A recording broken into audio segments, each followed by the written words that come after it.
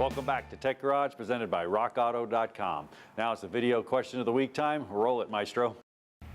I've recently had a battery and an alternator replacement, and I left it sitting for a couple of days, and it still, as you can see, will not crank. Can you please, guys, help me out?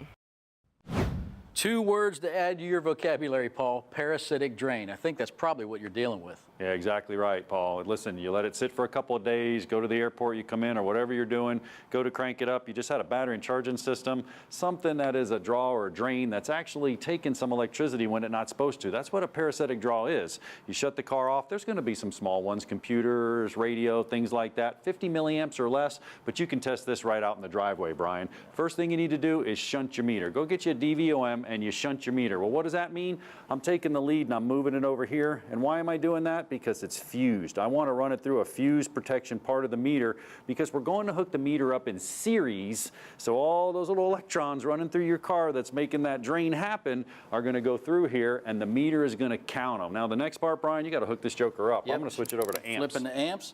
Okay, and down here it's very simple. You just want to intercept the negative battery cable, which we've done. So with the ground cable, I'm hitting the post, reconnecting to that negative battery cable. We're completing the circuit. What that means is we're looking at that entire electron flow through the visualization of the DVOM right here. Exactly. It's current flow. It's electron movement. They have to go home. So if anything's going home to the battery right now, the meter's counting them, and you can see nothing's going home. We're talking about 50 milliamps. That would be 0.05 amps. So anything above that. Now, what do we mean? Well, I can give you a demonstration. If I go fire up the water pump there, wow, that thing's drawing 4 amps, Almost 4.5 amps. Now that's going to kill your car in a couple hours, obviously, but there's other drains too that are small. I mean, we can do a couple other ones, but you know, we can turn on the ignition system.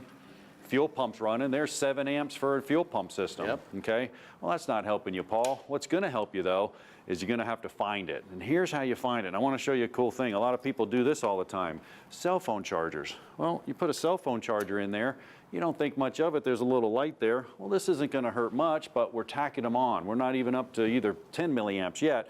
But if I take my cell phone out, decide to leave that joker in the car overnight, and it's charging, bammo. All night long. 300, 400 milliamps. Now, over time, it's going to kill the battery. Exactly what's going to happen. Now, how do we find it? That's the key here. That's the key. All right, check this out. I'm going to come down here to the fuse panel. Find the fuse panel on your car. There may be multiple fuse panels, and then what you're going to do is you're going to start pulling fuses till it goes away.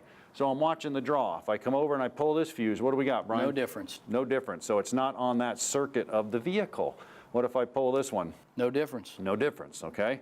So then what we do is I come over here and I keep pulling fuses until Bingo. bingo. That's it. We're at 0. No drain. No drain. Now, you may be at 50, 40, 60 milliamps. Some other circuits may have radio circuits, computer circuits. A couple keys here, Brian. Make sure you shut the doors, take the key out of the ignition, and make sure the hood's closed. You open up the hood to hook the battery up, what turns on? Yeah, the dome light. Boom. Dome lights, hood lights, doors. Keys have bat systems. Sometimes it takes the computers up to 30 minutes to go to sleep for this parasitic draw to go away. So don't jump right on it. Let it sit for a while. And obviously, check this out. Unplug your cell phone or any accessories in there. There you go. So with your new battery and your charging system restored, you want to protect that investment. This is how you check for a parasitic drain. Hey, keep coming to us on Facebook, YouTube, and Twitter. We love hearing from you here in Tech.